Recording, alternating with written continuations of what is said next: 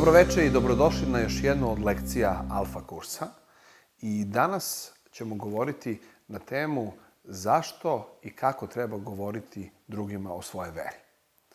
To je jedna od važnijih stvari koje vidimo u Svetom pismu i vidimo kroz crkvenu istoriju da mnogi ljudi i žene su na poseban način, na jednostavan način govorili drugima o svojoj hrišćanskoj veri. Do sada smo na Alfa kursu radili puno različitih lekcija, kako verovati, ko je Isus Hristos, zašto čitati Sveto pismo i ako smo prihvatili Isusa Hrista, ako smo odlučili da budemo hrišćani, ako je počeo proces novog života u nama, na neki način prirodno je da mi govorimo drugim ljudima o tome šta nam se desilo. Naročito ako nam se desi neka lepa stvar. Danas kada se nekom desi neka lepa stvar, svi želimo da podelimo tu radosnu vest sa drugima. Sveto pismo, dosta Biblija govori o tome da jedan ozbiljan vernik i hrišćanin bi trebao da govori drugim ljudima o Bogu. Vidimo čak i u Novom Zavetu da Isus Hristos, kada se pojavio ovde na zemlji, svima je govorio i poruku hrišćanstva. Govorio im je: pokajte se, verujte, jer se približilo Carstvo nebesko. Tako da svako od nas ima veoma važnu odgovornost i izazov i obavezu i privilegiju da drugim ljudima govorimo o hrišćanstvu i o Hristu i o tome šta je Bog učinio u našem životu. Koji je motiv? Neko je rekao, postoje dva osnovna motiva. Prvi motiv da govorimo drugim ljudima o Bogu jeste ljubav prema njemu, ljubav prema Bogu i briga za njegovu slavu. Znači mi kada shvatimo da smo Božje stvorenje, kada shvatimo da nas je Bog stvorio, kada shvatimo da Bog ima predan plan za naš život, kada shvatimo šta je On učinio za nas time što je poslao Isusa Hrista da umre na krstu za naše grehe i da vaskrsne iz mrtvih, da bi mi imali večnu nadu i večni život, mi iz te ljubavi prema njemu, koja se uselila u naš život, mi želimo drugim ljudima da govorimo o Bogu.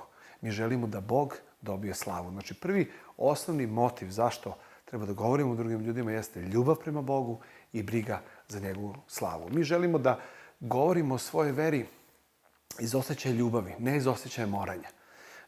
Kada vi volite nekoga, vi ste spremni za tu osobu sve da uradite. Tako i Bog nas toliko voli i mi kad shvatimo koliko nas On voli, mi želimo da volimo njega i volimo njegove zapovesti. I jedna od njegovih zapovesti jeste da idemo da drugim ljudima govorimo o njemu. To je veoma važna stvar. Takođe i veoma važna privilegija. Kroz istoriju i u Starom Zavetu i u Novom Zavetu vidimo ljudi i žene su govorili i bili deo Božeg plana. To je velika privilegija za tebe da budeš deo Božeg plana, da drugi ljudi čuju tu poruku i da dožive promenu. Sad zamislite, na primjer, da ste vi bolesni od neke bolesti i nađete lek i vi ozdravite i vi ste srećni i zadovoljni. I sretnete nekoga koji je isto bolestan od te bolesti. Tražio je 1000 drugih načina da se izleči, a vi znate rešenje, vi znate lek, vi znate put. I vi iz osjećaja ljubavi i prema Bogu i prema tom bližnjem vi hoćete da mu pokažete gde može taj lek da nabavi. Prvi motiv jeste ljubav prema Bogu i briga za njegovu slavu. Drugi motiv jeste ljubav prema bližnjem i briga za njegovu sudbinu. Svako od nas, ako smo ozbiljni hrišćani, treba da volimo druge ljude. Biblija kaže, kad su pitali Isusa koje su dve velike zapovesti, on kaže: voli Boga svoga i voli bližnjeg svoga. Mi ako volimo bližnje, mi želimo dobro. Danas u Srbiji, kod nas, vidimo da mnogo ljudi traže neku nadu, traže spas, traže rešenje za svoju duhovnu prazninu u srcu. Neki žele da budu religiozni, neki žele da nađu to u alkoholu, neki žele da nađu to u karijeri, u novcu, u seksu, drugim nekim stvarima, a i dalje su prazni, i dalje tumaraju. Mnogo od naših sugrađana idu kod vračare, gatare, čitaju astrologiju i tako dalje i traže pravi smisao života. Mi ako ih volimo i ako stvarno nam je briga za gde će da oni provedu svoju večnost i kako će ići njihova sudbina, mi imamo motiv da im kažemo i da im govorimo o večnom spasitelju Isusu Hristu i njegovoj ljubavi koju on ima za njih. Biblija govori, Isus Hristos je rekao, njegove posljednje reči su veoma važne u Matejevom evanđelju 28. stihu od 18. do 20. stiha. To su poznate reči koje Isus Hristos govori svojim apostolima. On kaže ovako. Evanđelje po Mateju, 28. glava, od 18. do 20. stiha. Isus Hristos kaže ovako. Meni je dana sva vlast na nebu i na zemlji. Zato idite i načinite sve narode mojim učenicima, krsteći ih u ime Oca, Sina i Svetog Duha, učeći ih da drže sve što sam naložio. Evo ja sam s vama u sve dane do svršetka sveta. Isus Hristos poziva svoje učenike da idu, da govore, da poučavaju, da krštavaju, da govore o njemu, da govore na koji način jedan čovjek može da obnovi svoj odnos sa Bogom. Također u delima apostolskoj 1. glavi od 6. do 8. stiha Isus Hristos kaže svojim učenicima: vi ćete biti moji svedoci, kako u Jerusalimu, u Judeji, u Samariji, po čitavom svetu. Svetog ima ulogu da govori istinu na sudu. Tako i mi smo svedoci, govorimo istinu, govorimo o onome šta nam se desilo, govorimo o onome na koji način smo došli kroz Hrista ka Bogu. Znači, vi ste svedoci, vi ste Hristovi ambasadori. Također apostol Pavle u 2. Korinćanima u 5. glavi u 20. stihu on kaže da smo mi poslanici za Hrista, da pominjemo ljude i pozivamo ih da se izmire sa Bogom. Čovjek je u svađi sa Bogom i zato nema odnosa sa njim. Jedino kroz Hrista može da obnovi svoj odnos sa Bogom. Zato je važno da shvatimo naš identitet. Znači, mi smo ti ambasadori, mi smo poslanici, mi smo svedoci. Isus kaže, mi smo so i svetlost u ovom svetu. Ne može se sakriti grad koji je na gori. Svako od nas u ovom društvu, i bez obzira gdje živimo i gdje radimo, ima ulogu da svetlimo našim životima i da govorimo našim rečima. Neko je sigurno i vama rekao i neko vas je pozvao na Alfu i govorio vam je o Isusu Hristu. Neko je meni isto govorio. Nekome ću ja da govorim. Znači, svako od nas ima odgovornost da se moli za bližnje i da se moli Bogu, da Bog otvori mogućnosti da možemo da govorimo o Isusu Hristu. Znači, motiv za govorenje o Isusu Hristu jeste ljubav prema Bogu i briga za njegovu slavu. Stalo nam je do Boga i to činimo iz ljubavi prema njemu. I ljubav prema bližnjem i briga za njegovu sudbinu. Znači, stalo nam je do bližnjih. Stalo nam je do prijatelja, rođaka, komšija, ljudi koji traže, koji su prazni, a ne mogu da nađu pravi lek za njihovu duhovnu bolest, ne mogu da nađu pravo rešenje za njihov život, ne mogu da nađu pravi put u tom lavirintu života i haosa u kome je zemlja. Također, Biblija isto govori na koji način možemo da svedočimo. Naravno, najvažnija stvar da, ako pričamo o Bogu i kako je Bog promenio naš život, da naš život reflektuje ono što mi govorimo. Majka Tereza je rekla, svedočite o Bogu, ako je potrebno, čak koristite i reči.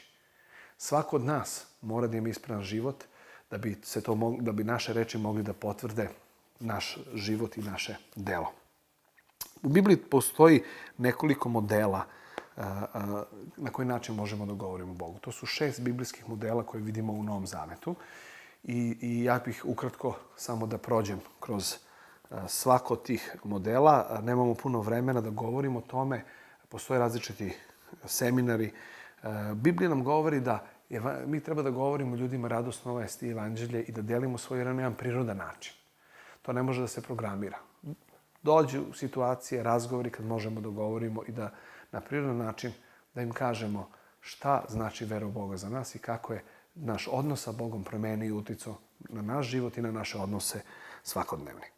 Prvi model koji vidimo u Bibliji jeste direktan model. Vidimo i primjer tog modela jeste Petar. Petar je svojim sugrađanima u delima apostolskoj 2. glavi rekao, pokajte se i verujte. Oni su ga pitali šta da činimo posle njegove propovedi i on je rekao direktno, pokajte se za vaše grehe i verujte. Mnogo od nas više voli ovaj direktan model. I postoje situacije i momenti kada nemamo puno vremena da objašnjavamo intelektualno našu veru, nego trebamo direktno da kažemo pokajte se, i ta reč pokajanje je metanoja, promenite način razmišljanja i verujte u Boga. Ovaj model je za neke od nas veoma interesantan. Mnogi kažu da mi sa Balkana smo više kao Petar, tako direktni. Drugi model vidimo, model apostola Pavla koji je koristio, on je isto bio direktan, ali njegov model je više bio intelektualni model. On se dosta raspravljao, imao je debate, razgovarao i jedan dobar biblijski tekst je u delima apostolske u 17. glavi kada je on u Atini i na jedan fini, intelektualni, indirektni način počinje razgovor i kaže, Atinjani, vidim da ste veoma pobožni, citira njihovog pesnika, ali na kraju opet govori o suštini hrišćanstva. I on kaže, bez obzira na vremena neznanja, Bog vam nalaže da trebate da se obratite njemu. Neko od nas više voli takav model. Neko od nas prema našoj karakteristikama i ličnosti više je u sredini da ljudima treba na jedan intelektualni, apologetski način objasniti veru. Treći model koji je veoma interesantan jeste model ličnog poziva. Jedna žena koja je živjela u Samariji, imala je susret sa Isusom i doživjela je promenu. I ono što se desilo u njenom životu je toliko uticalo na nju da je ona otišla u taj grad od koga je bežala i pozvala je ljude. Rekla ljudima, dođite, molim vas, našla sam spasitelja sveta. Neko od nas nije rečit. Neko od nas ne zna intelektualno da objasni svoju veru, ali može da da poziv. Dođi na koncert, dođi na alfu, dođi u crkvu, dođi na neki drugi događaj. Neko od nas ima toliki krug prijatelja da kroz jedan SMS, kroz e-mail, kroz pozivnicu možemo da pozovemo naše prijatelje i bližnje da čuju tu poruku hrišćanstva. Četvrti model je model ličnog svedočanstva. Niko ne može da opovrgne ono što vam se desilo u ličnom životu. U Evanđelju po Jovanu u 9. glavi, kad se Isus susreo sa slepim čovekom, kad mu je dao vid, kad se desilo čudo, njega su upitali fariseji ko je ovaj čovjek. On je rekao u jednoj rečenici ovako, ne znam ko je, ali ono što znam, bio sam slep, a sada vidim. Na neki način i mi to možemo da posvjedočimo. Mogu da kažem, ovako sam razmišljao, ovo su bili moji standardi stremljenja i tako dalje.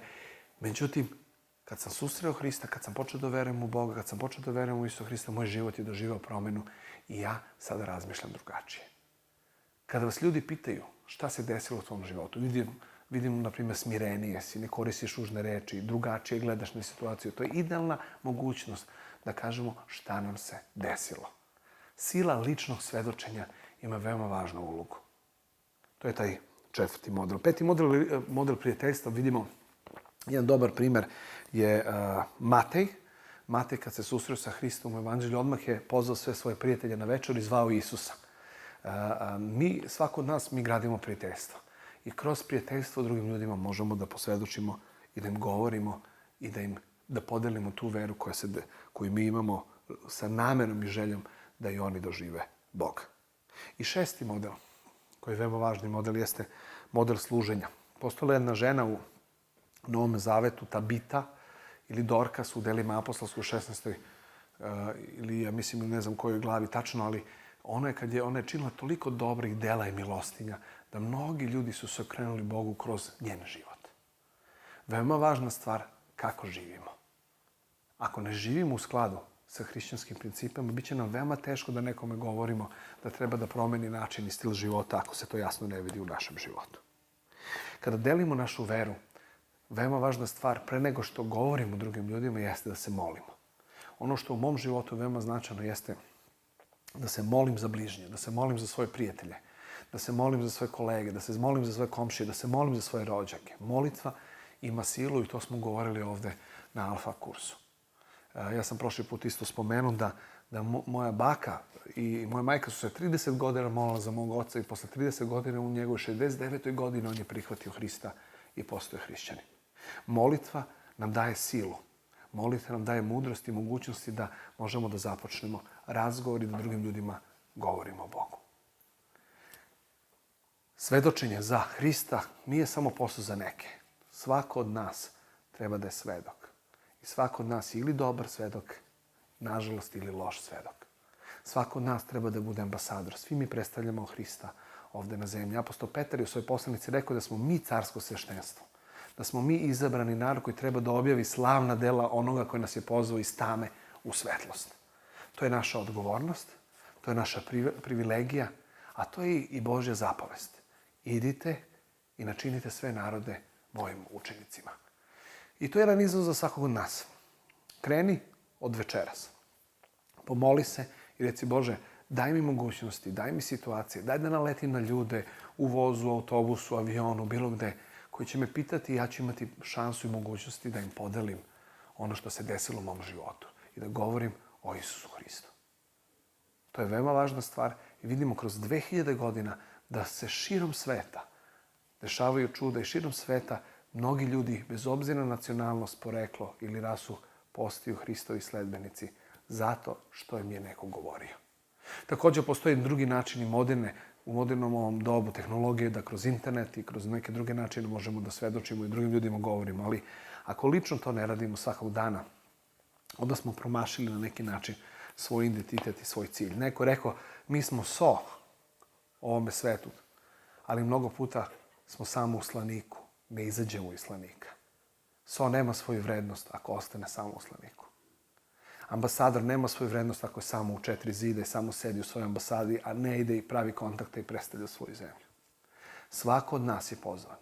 I ja apelujem na sve nas, bez obzira da li si postao hrišćanin pre nekoliko dana ili pre mjesec dana ili pre 10 godina, svako od nas ima odgovornost u ovom životu koji traje ne znam koliko godina, da drugim ljudima govorimo. Jednog dana će nam biti žao što komšiji, kad vidimo čitulju da je umro, nismo mogli da posvedočimo, nismo imali hrabrosti da kažemo u liftu ili na bilo kom mestu o Isusu Hristu.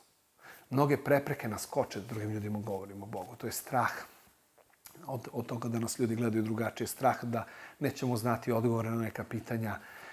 Mnogo smo uljuljani u nekim svojim religioznim sredinama da nemamo način komunikacije sa ljudima koji traže Boga.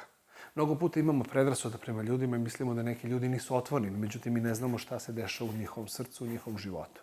Treba svima govoriti, jer na neki način mi smo ti sejači koji seju seme, a seme pada na određenu zemlju. Zato moj apel, moj poziv, moja molitva za sve vas, a i za mene jeste da budemo Hristovi ambasadori, da budemo Hristovi svedoci, da budemo so i svetlost u ovom društvu i da drugim ljudima govorimo i da druge ljude usmerimo da i oni mogu da obnove svoj odnos sa Bogom, da oni mogu da se izmire, da oni mogu da nađu duhovni lek i putokaz u svom životu. Jer se to desilo u mom životu, nastala je promjena i ja želim da to posvedočim i da dam savjet drugima, da i oni mogu da obnove svoj odnos sa živim Bogom kroz Isusa Hrista i njegovog Sina. Neka nas Bog čuva i vodi i neka nam Bog da mogućnost u ovim teškim vremenima da svedočimo, da govorimo, a ujedno i da živimo tu radosnu vest evanđelja. Bog je velik i Bog ima plan za tvoj život. I posle molitve, večeras i ovih dana kad se budeš molio, vidjet ćeš na koji način ćeš susretneš ljude koji će ti postavljati različita pitanja. I to su te mogućnosti kada možemo i trebamo da podelimo svoju veru. Neka nas sve Bog blagoslovi i vidimo se na sljedećem Alfa lekciji. Sve najbolje.